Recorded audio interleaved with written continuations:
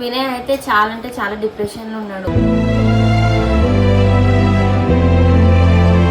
ఒక 2 days of స్పాన్లో అన్ని videos ఎగిరిపోయినాయి.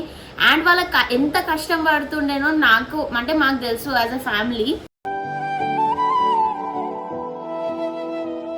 Vinay చెప్పేది ఒక్కటే, nothing is permanent in this world అని చెప్పేసి వినేది కోట్ అనమాట.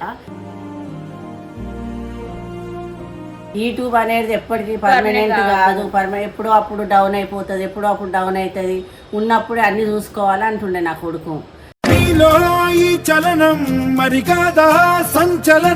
వారం రోజుల నుంచి ఫోన్ లేదు, ఏం మాట్లాడు లేదు, ఏం లేదు. పోయినాక ఇంకేం చేస్తాడు?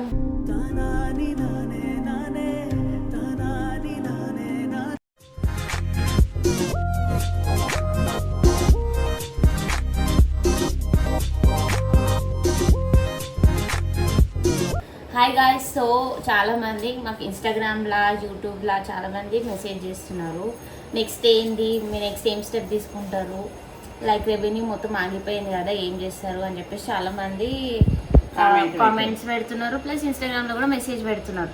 సో వాళ్ళకి చెప్పేది ఏంటంటే, మాకు అంటే మేము చదువుకున్నాం, డిగ్రీస్ చేసినాం, వినయ్ బీటెక్ చేసిన జాబ్ ఆల్రెడీ జాబ్ చేసి మేము ఈ ఫీల్డ్లోకి దిగినాం.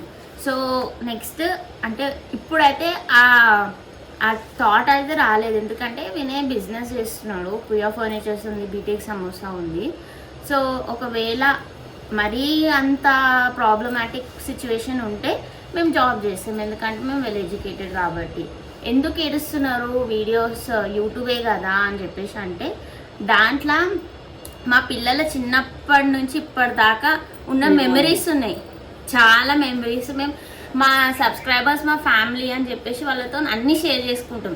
చిన్న గొడవ అయినా కూడా వినయ్ కెమెరా తీసుకొచ్చి ఏమైంది ఏమైంది ఏమైంది అది ఇది అని చెప్పేసి మమ్మల్ని ఇరిటేట్ చేసుకుంటా వీడియోస్ చేసుకుంటా, మా పిల్లల memories, family memories, festival memories, Vinay channel 1 million celebrations, చాలా అంటే చాలా మెమరీస్ ఉన్నాయి.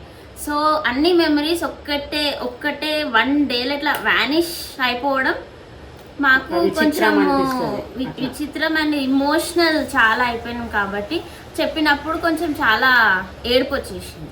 సో అది వాళ్ళకి ఇచ్చిన ఆన్సర్స్. సో గైస్, ఇప్పుడైతే అంత బ్యాడ్ సిచ్యువేషన్ ఏం రాలేదు, ఎందుకంటే వినయ్ చెప్పేది ఒక్కటే, nothing is permanent in this world అని చెప్పేసి వినేది కోట్ అనమాట. సో ఇప్పుడు డౌన్ఫాల్ అవుతుంది మాది, అది పర్మనెంట్ కాదు కదా. సో ఫైనాన్షియల్గా మేము కొంచెం స్టేబులే ఉన్నాం. ఒకవేళ మరీ మాకు ఏంది జాబ్ చేసే పరిస్థితి వస్తే మేము జాబ్ చేస్తాము. జాబ్ లో కూడా పోయేటి ఈ జాబ్ కాకుండా ఇంకో జాబ్ అన్నట్టు అంతే. ఇప్పుడు ఎన్నో ఏండ్ల నుంచి వినయ్ అంటనే ఉంటాడు, యూట్యూబ్ అనేది ఎప్పటికీ పర్మనెంట్ కాదు, ఎప్పుడో అప్పుడు డౌన్ అయిపోతుంది, ఎప్పుడో అప్పుడు డౌన్ అవుతుంది, ఉన్నప్పుడే అన్ని చూసుకోవాలి అంటుండే నా కొడుకు.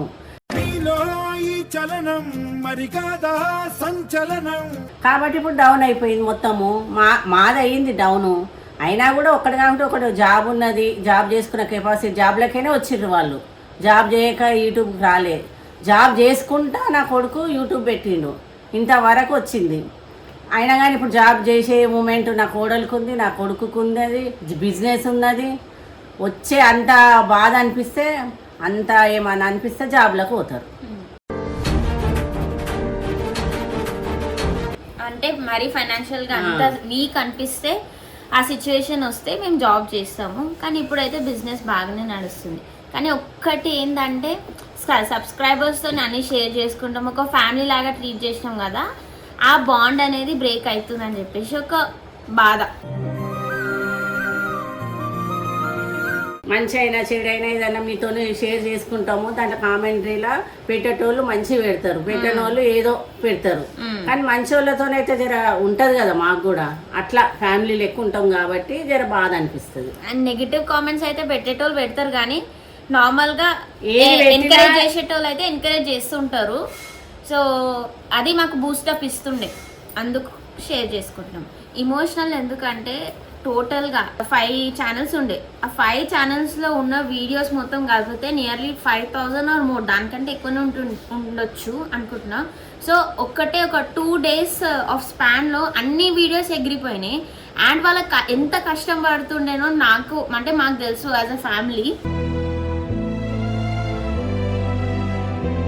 నైట్ పూట షూట్ చేయాలి అని చెప్పేసి అది ఉంటుంది, ఆ ఎంతూసియాజం ఉంటుండే వినయ్కి. ఫెస్టివల్ వస్తే పండుగలు వస్తే మా పని మాకుంటే వాడు ఫోన్ పట్టుకొని వాళ్ళది వానుకుంటుండే. అట్లా మెమొరీ అనేది ఆయన కష్టం అనేది ఉంటుండే దాంట్లో. ఎంత ఉంటుండే అంటే మేము తిట్టుకుంటుండే, ఏంది ఊకే కెమెరాలు పట్టుకొని తిరుగుతావు, ఏంది వినయ్ నీకు పని పాట లేదా అది అని చెప్పేసి. కానీ ఇప్పుడు అవన్నీ గుర్తొచ్చి ఆయన ప్లేస్లో ఉంటే ఎంత బ్యాడ్ అనిపిస్తుందో నాకు ఇప్పుడు అనిపిస్తుంది. అంటే పడే కష్టము, ఆయన ఎంత స్ట్రెస్ తీసుకొని కంటెంట్ ఏం చేయాలి, ఫోన్ పట్టుకొని అంత తిరిగేటోడు. వారం రోజుల నుంచి ఫోన్ లేదు, ఏం మాట్లాడు లేదు, ఏం లేదు. పోయినాక ఇంకేం చేస్తాడు?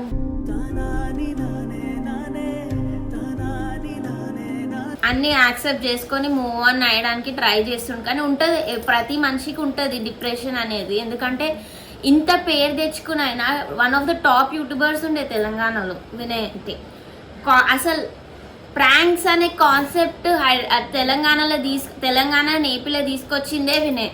మీరు సెర్చ్ ఆపరేషన్ అనే కాన్సెప్ట్ కూడా తీసుకొచ్చింది వినయ్నే. అండ్ స్కామ్స్ కూడా ఎక్స్పోజ్ చేసింది వినయ్. ఎంతమంది ఇంటికి వస్తుండే తెలుసా, ఆ బాధలు ఈ బాధలు చెప్పుకుంటా. రోజుకు ఒక 10-15 మంది వస్తుండే, ఎంతో మందికి సహాయం చేస్తుంటే.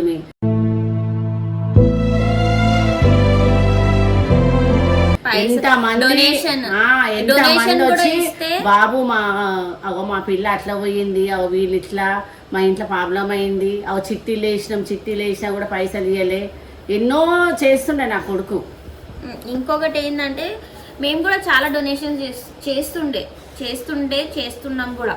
కానీ మేము వీడియోలో కవర్ చేయం, ఎందుకంటే షో ఆఫ్ చేయడం ఎందుకు, నువ్వు చేసేదేదో మంచి పని, కానీ దాన్ని కూడా ఎందుకు క్యాప్చర్ చేసుకొని వీడియోలో పెట్టి సింపతి తీసుకోవడం ఎందుకు అని చెప్పేసి మేము తీసుకోము. సో అంటే డొనేషన్ ఇచ్చుకుంటా, వీడియోలు తీసుకుంటా, రికార్డింగ్ చేసుకుంటా, సింపతి ఎందుకు గెయిన్ చేయడం అని చెప్పేసి అనుకున్నాము. అండ్ చాలా మంది కింద కామెంట్స్ కూడా పెట్టారు, దేనికంటే మీరు ఎందుకు చేసే పని చేస్తున్నారు కదా, దాన్ని ఎందుకు రికార్డింగ్ చేస్తున్నారు, వీడియోలు ఎందుకు తీసి పెడుతున్నారు అని చెప్పేసి చాలా మంది కామెంట్స్ పెట్టారు. సో అందుకే మేము స్టాప్ చేసేసినాం.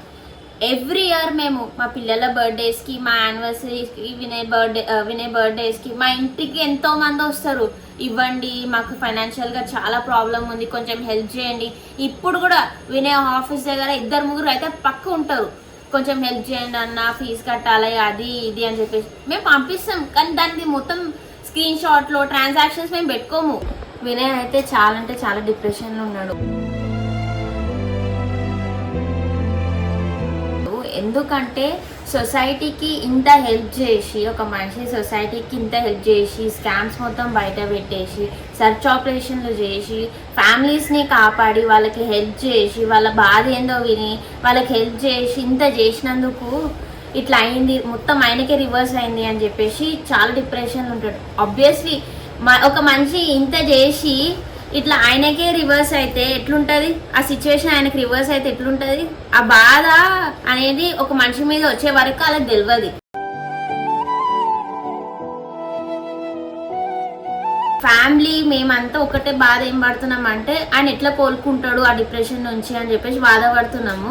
మంచి చేయకపోతే చెడు అని అన్నట్టు అయిపోయింది. కాబట్టి నేను మంచి చేస్తే నాకే ఇట్లా ఎందుకు అయిందని డిప్రెషన్ లో ఉన్నాడు.